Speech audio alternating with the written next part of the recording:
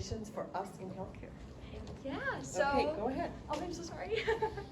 Like she said, my research was over trans patient outcomes, education, and the effects of self-advocacy within the healthcare setting. My name is Phoebe Barnes. I'm from Central Oklahoma, and I'm a nursing student. Just as a quick little intro. So this is a little agenda of what I'll be going through today, just to keep in mind how it's all organized. And so, in case we don't already know, what does it mean to be transgender? Well, the gross summary of it is that someone's gender identity doesn't match up with their physical biological sex, right? And gender identity being something more formed as one grows up and figures themselves out, while again, the sex is separate, being the physical traits, just as a gross summary.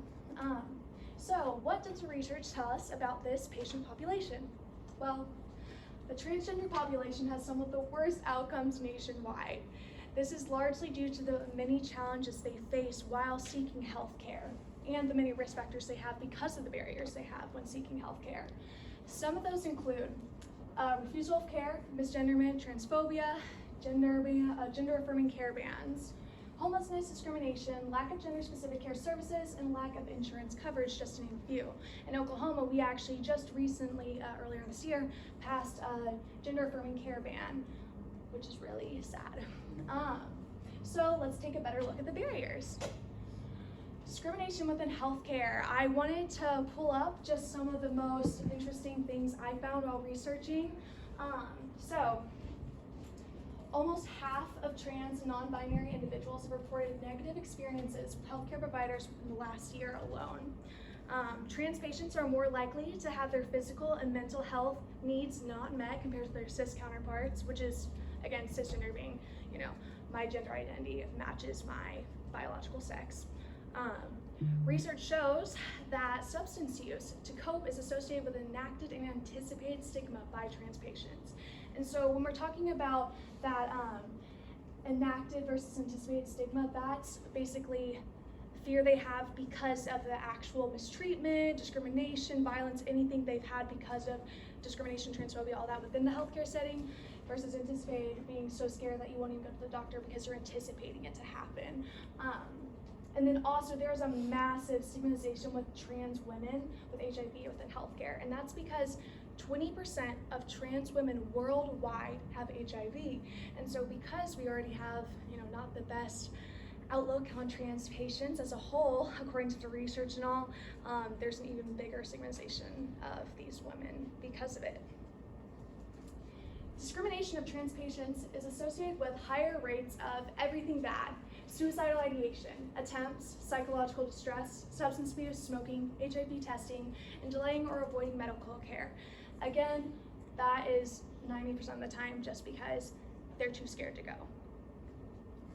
So, over here I kind of just summarized what these are saying, but another massive barrier trans and gender liminal patients face is a lack of competent providers in care. Most healthcare providers only receive a few minutes to a few hours of LGBTQ plus content. At my nursing program, I remember only receiving one 15-20 minute video about LGBTQ people as a whole, and that was it, one time. And it was basically just saying like, hey, gay people exist, transgender people exist, don't be a jerk. And that's, kind of the summary, the less than the bare bone basics, Even fewer providers specialize in trans-specific medical care, again, leaving a lack of specialists. And then almost half of primary healthcare providers in the Midwest have no formal education regarding trans care, despite about half of those providers reporting that they have cared for at least one trans patient. So even if a healthcare provider is friendly and wanting to do well, they have very little training, education, and very little experience with all of that, and that's shocking. That's not acceptable. And then also, trans patients often don't have safe access to hormonal therapy. So that's because of a number of things. Again, that goes into gender-affirming treatment bans, like I was talking about, like we've had in Oklahoma, a lack of resources, a lack of ability to get to those resources, and also maybe not having the money because insurance doesn't cover almost anything. I'll get more into that later.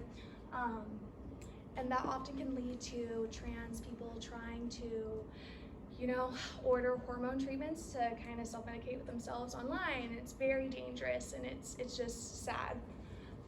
So let's talk now about the actual health risks and outcomes. Spoiler, they're not good. When it comes to mental health, they are at incredibly high risk for it to be everything bad. Again, suicidal ideation, suicide attempts, somatization, psychological stress, everything bad, anxiety and depression. I remember that recently I read a study from Oklahoma that within the last month of the trans Oklahomans talking in the survey, they had a major psychological distress episode. And that is just, it's because of all these barriers and stressors going on. They're not able to get treatment. Higher rates of maladaptive coping mechanisms, self-harm, self-medication, substance abuse, smoking, and avoiding medical care again. Increased risk for homelessness, bullying, violence, HIV, and STDs. So let's look at a little bit of what I like to call an Oklahoma case study. I was looking at the most recent survey done for trans Oklahomans as a whole in Oklahoma, and that was from 2015, so keep that in mind. But I picked out a few parts that I thought were the most interesting and pertinent to this presentation because I only have 15 minutes. So when it comes to physical and mental health, 27% of trans Oklahomans report having a problem with their insurance related to them being transgender in the past year. And that's not just related to gender affirming care such as hormone or transition treatment. Some insurance won't even help cover care just because a patient is transgender. So they may not help you with routine care because of your gender identity. Then we have 34% of trans Oklahomans reporting at least one bad experience related to being transgender when seeing a healthcare provider. That includes being refused treatment, mistreated, misgendered, verbally harassed, physically and sexually assaulted, etc. And then that leads again, unsurprisingly, to 22% of trans Oklahomans not seeing a doctor because of fear of mistreatment. Then we have 40% of trans Oklahomans who couldn't see a doctor because they could not afford it. A big issue with this population that I noted was that there is a massive issue with homelessness, which again we'll get into the next slide, poverty, and a lack of insurance coverage. It's all kind of cycling into each other, building this snowball effect. So then 35%, that's what I was talking about, having psychological distress before completing the survey. And then 18% of trans Oklahomans even reported that professionals such as psychologists, counselors, or religious advisors tried to stop them from being transgender. So that also goes into things like their mental health outcomes. If you're a psychologist or counselor, take religion outside of it, away. Your mental health guidance leader, whomever, whatever you're going for, is also telling you this isn't right. And something you'll notice is if you look at the research, suicide attempts go down a drastic 50 to 60% depending on the survey as a whole nationwide when it comes to gender affirming care. It's literally life-saving. So let's go into housing and homelessness. So 15% of trans Oklahomans who experienced a form of housing discrimination in the last year, which includes being evicted or denied a home or apartment because they're trans. Then we have 33% of trans Oklahomans report experiencing homelessness at some point in their life. And then 9% reported being homeless due to reasons being related to due to reasons related to them being transgender within the last year. So again, it's just a big snowball issue because, a lot of times when patients come out as transgender or another form of the gender liminal identity, families may disown them. They lose those resources. They're out on their own. Something interesting the survey talked about that I didn't put in here is just how certain workplaces will sometimes fire or demote you because of your gender identity or won't let you dress according to it, which also can affect your income. Then your insurance won't cover for your medical bills, and then you have that going on for you. And it's just this cycle that leads to just a struggle in poverty and homelessness. So the big question, can empowering trans individuals through means of education improve patient outcomes? That was what I was wondering, because I may not be able to, snap my fingers and change all these barriers, and neither can any of you, but what I can do as a nurse, as an advocate for this population, or soon-to-be nurse, is help them help themselves. So knowledge really is power. Because there's a gap in knowledge within literature on how trans people can advocate for themselves and overcome these barriers when seeking healthcare, they do not have the education required in order to best help themselves, at least no reputable one. Like I said, in my research, I was shocked by how it was just saying, hey, everything sucks, and you're at risk for everything, good luck. So I was like, where's the hope in this? How can we help them? So I think it's vitally important to provide education to improve these health outcomes. Research has shown education to be a massively effective way to improve patient satisfaction and increase a patient's abilities to get their medical needs met and cared for. So what can we do? As I was saying, I propose education, handouts to help everyone. That would include, basics of learning their health risks, how to navigate the healthcare system, how to advocate for themselves, and how to take their health into their own hands. What can that look like? Well, my capstone, I did this. I worked with the BGLTQ+ organization at UCO and formed together this little handout here, which I kind of break down up here, basically talking about self-advocacy in the healthcare setting. Why does it matter? What is it? What are the basics? What is this population at risk for, right? Just breaking that down. And then what does that look like in the healthcare setting? So, learning the basics of your health, learning, your risk factors, do you have any STD testing or diagnosis you need to make sure you stay on top of with your doctor and let them know about. Know your rights. A lot of people don't even know that they have a right to respectful interactions, that they can ask for a new healthcare provider, all of that stuff, learning so that they can better empower themselves when they are in the healthcare setting. Research, and not being afraid of speaking up, just looking out for themselves and learning how to take charge. Then a bunch of tips before their first appointment so that they can feel more safe when going to try to seek healthcare. Again, a big issue is anxiety and fear due to oftentimes past experiences that were not so great in the healthcare system, right? So, calling before and asking, does your facility have a non-discrimination policy? Does this physician regularly work with, insert gender identity markers here, or would I be one of the first? Does your facility have a gender-neutral bathroom? Which is a really interesting one because it's not a bad thing if they don't, but how the employee answers that on the phone will be very informative of what kind of environment that healthcare facility might have, and that sort of stuff. And so then just the basics of finding a physician, and then lastly, looking at the specific resources available in this area that we're located in. For me, this was Oklahoma, specifically the Oklahoma City, Edmond area. I gave on-campus, off-campus, and then the city resources, and lastly, mentioned a website that has a detailed, comprehensive list of all advocacies, medical, legal, and mental health resources available in Oklahoma for LGBTQ+ members specifically. So I would encourage you guys, as potential future healthcare providers and just advocates for those in need, to make your own versions of these, advocate for them in your own areas where you come from, because this is a big deal and will make a big difference. Summary, basically what I've been saying, education is power, and it's our responsibility as future healthcare providers to provide good, respectful care to all patients, regardless of what you believe about their race, religion, gender identity, or sexuality. Thank you. Thank you. Great. On to more questions. Hi. I do my research on transgender medical education, so cool. I'm very excited about your project. Wonderful job.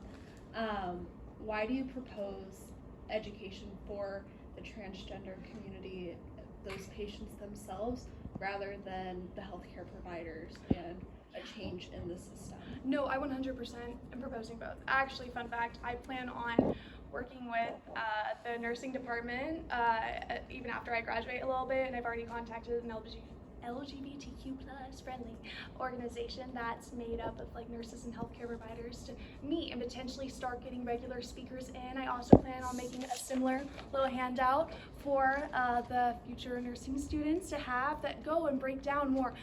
Hey, what's a transgender person? What are the other gender? What's gender liminal mean? What are those identities? What are some ways I can help advocate for those patients? Keep that in mind. Some basics. So I plan on making a similar one. But first, I chose to go first and educate the trans students and help with that on my campus because they're still fighting for their lives out there, right? And so I can go ahead and start trying to teach the healthcare providers now, which I plan to next, but there are still people on campus that still don't know how to go to a doctor and find a safe one. So that was my priority first, but I do plan on it. Yes, and I'm also going to be working at the pediatric ICU, and so I plan on advocating there too. So yay! Yes. Thank you. Hi. I have a question. So I know that you reviewed the cases from like the Oklahoma cities, but do you think it will be a little bit better? I know it's a problem like, nationwide, Yes. worldwide, but do you think it would be a little bit better, like the discrimination wise, better in cities like LA or New York or in Boston and very big cities that are a lot more diverse? Yeah. Not just like the sexuality part, Yes. the racial part. Of course, yes. So I don't have the exact information off those specific cities, but my literature research paper, whatever thing that I made originally before this, covered nationwide statistics and everything. There were a couple random studies like, Midwest specific healthcare providers and all, but my main focus was nationwide issues, and this is still a problem. I don't know the exact percentages and reports and all for more liberal or blue or diverse states in that sort of way. I would guess that it's lower, but nationwide is still a massive issue despite that. Because again, there's insurance problems, you know what I mean, and coverage. I mean, if you look at the news, I'm sure you've seen all of the attacks on gender affirming care and everything, book bans, everything. Again, they're taking away education where they can learn about these things. So another thing I noted was Planned Parenthood is one of the most affordable healthcare facilities that actually have gender affirming care and hormone services available in all 50 states and stuff like that. So it's just knowledge is power, and it's an issue no matter where you live. Yep. Yeah. One more question. Yes, so you're talking about insurance, and I'm not sure how you're gonna change the insurance to accept Yeah. paying whatever they need to pay, because you say they don't pay a lot of Yeah. expenses. So how do you then, you educate people, but how are you going to educate the insurance? So what I would do then is work with them and see what they have in their insurance plan. Obviously, Who is them? The patient. the patient, sorry, that patient population. So I'm talking as if like, hi, here you are, you know what I mean? And so anyways, I would first look at the specifics, but obviously if it's just an issue going on, that's where I'd look into those specific resources like Planned Parenthood, where yeah, don't get me wrong, it's not just gonna be an easy, cheap $10 visit, but it's far more affordable than most medical facilities are, especially if you don't have health insurance. And I also mentioned this in my handout, but there's a, I don't know where I put the thing. Oh, there it is. Okay, so they have hormone therapy services, education, hormone replacement resources, STD, all that good stuff, primary care services available. And then also, there's this really great link that gives a bunch of other specific resources to things like hormone therapy and all that. So it's more affordable options. I can't change insurance myself, but I'll tell you what, I plan on advocating in legislature in the future. Can I follow up now the question? So do we know how many trans are covered by insurance? Because I think Do you know what? how many How many trans how many insurance companies? how many transgender people have insurance? Because I Oh. think during the Affordable Care Act, it covered a lot of people. So I'm wondering, do you know how many of those have insurance? And then the other question, which I wanted to follow up, is even if they have insurance, you're saying that the insurance does not want to pay for their health care. Yeah, so a lot of times the insurance won't want to pay. Obviously, I don't know the exact amount of people that have that with the Affordable Care Act and all that, because again, you'll notice in recent news is that a lot of states are forcing insurance companies and stuff to not cover certain gender affirming care, like Florida. I know is having an issue there, so that would also potentially go into the state laws, what they're allowing insurance companies to do. And so it's really just kind of a lose-lose. I mean, like I said earlier somewhere, certain insurance companies won't even cover routine care if you identify as transgender. And so it's just kind of one of those things. Well, I'm not even talking about,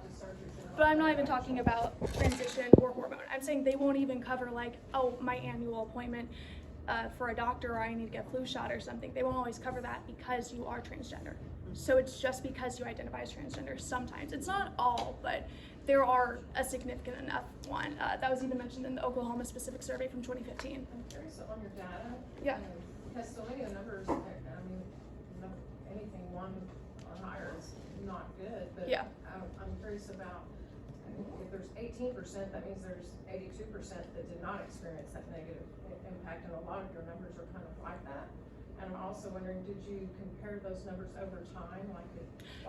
Is Yeah. it getting better? Like, are the numbers getting lower? This is You the know what I'm most recent one I have from 2015, and it's just because there's not that much, honestly, research being done over it specifically in like Oklahoma, and this was the most recent one I could find, by the way.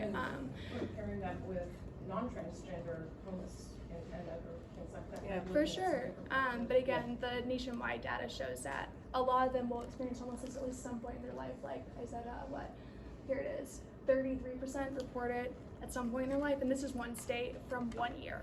And so, you know, that's going to vary, but on a nationwide scale, I mean, this is one state, and 33% are I'm just curious if experiencing the that. trend is getting better or getting worse. That's I your would- next study. I would guess worse just with everything going on, Yeah, especially. you know what? I'm sorry, I have to cut us off. If you have another question, But you can ask Connect me afterwards. Afterwards, maybe? And Is if that you all want to right? talk to me more, here's my email and stuff. Is this room available for discussion? Yes. Okay, well then, hi. You can stay and discuss. I just wanna invite any of you who want to go to the plenary, which is now at 11 o'clock, to take time to go and do that, and that's in this building. It'll be, the keynote speaker will inform you greatly, I think. I have every confidence that his thoughts about creativity and innovation are encouraging for all of you as scholars who are pursuing new avenues. Yeah, so go ahead and ask your questions. no. And anybody who wants to can stay and ask questions. Yeah.